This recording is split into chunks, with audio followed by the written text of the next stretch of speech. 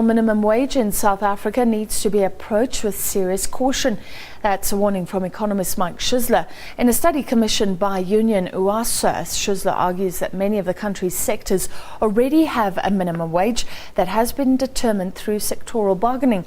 He warns an extension of the minimum wage throughout the economy could destroy jobs.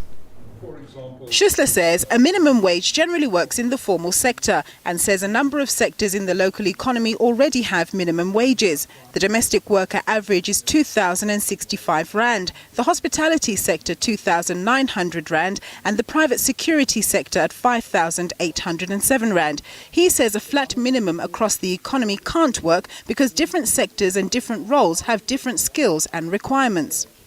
We all know, for example, that domestic workers earn less than people, say, in the banking industry.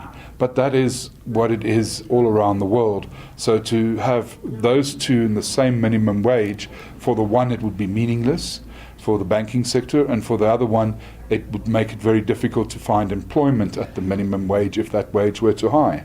Schussler's study found that 155 countries either had national or regional minimum wages. He noted that the higher the minimum wage was in these societies, the lower the percentage of workers who received a regular salary. And conversely, the lower the minimum wage, the higher the proportion of workers that would enjoy a regular paycheck.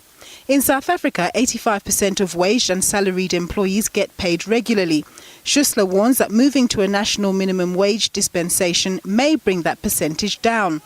Minimum wages, when they're too high, have an impact and create more vulnerable employees and workers because they become part of the informal sector.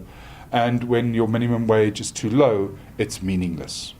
If and when the national minimum wage is implemented, a fine balance will need to be struck to ensure that labour is not priced out of the market before it even starts.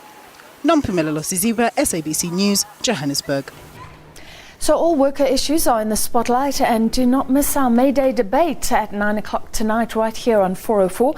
Contributing editor Vuya Mvoko will be speaking to the country's 3 labour federations as well as unaffiliated unions, NUMSA and Solidarity, on the highs and lows of the workers' struggle over the past 21 years of our democracy.